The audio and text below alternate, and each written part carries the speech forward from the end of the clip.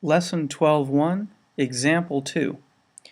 The goal here is to learn to write probabilities and compare those probabilities.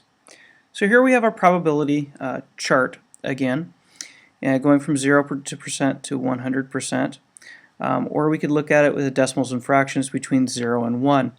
And you can write, as seen right here, you can write probabilities three different ways. You can write them as a decimal, a fraction, or as a percent. So if I had 25%, let's say, which would be about here on this chart, so if I had 25%, I could also write that as a decimal. Well, 25% is the same as 25 hundredths. And if I know that 25 hundredths, I could write that as a fraction. Or I could write that in simplified form, which would be 1/4. So 25 hundredths, 25%, or 1/4, or 1 out of 4 would all be ways of writing that likelihood. In the same way, I could do 80%, which would be right about here. 80%. I could also say that as 8/10ths, or 80 hundredths. And if I know that it's 80 hundredths, or 8/10ths, I can simplify that down to 4/5. So probabilities, when they're written in fractional form, can be simplified just like other fractions. So let's see if we can use this probability chart to answer some questions when we're comparing probabilities. How likely is it for something to happen? So let's say you're spinning a spinner, and it has a 15% chance of landing on yellow, a 15% chance of landing on green, and a 70% chance of landing on purple. Is it more likely to land on purple or green? Well, so I want to compare the green and the purple. So it has a 15% chance of landing on green, and that 15%, well, here's 0%, and here's 25%. So it's somewhere, around in there of landing. About 15% is right around there. And I also know that there's a 70% chance of landing on purple.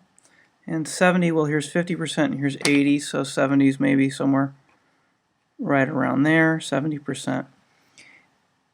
And on this side it's pretty unlikely, and this side it's very likely. So I can notice that as I move this direction on my probability chart, the more likely something is to happen.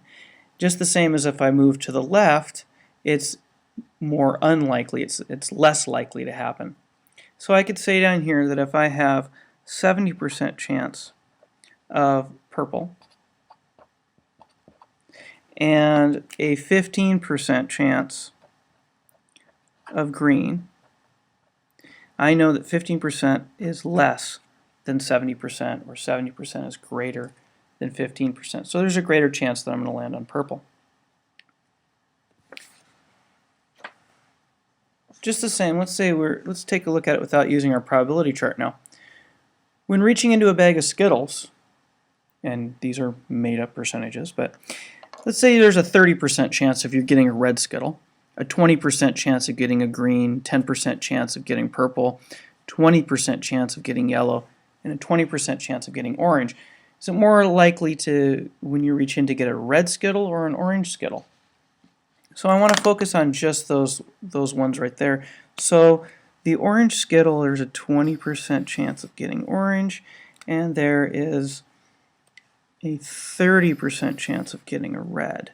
So I know 30% red, and I know I have 20% chance of getting an orange. Well, when we were looking before at our probability chart, we were noticing that the larger the percentage, the more likely it is. So in this case, our larger percentage is 30%. 30% is larger than 20%. So it is more likely to get a red. More likely.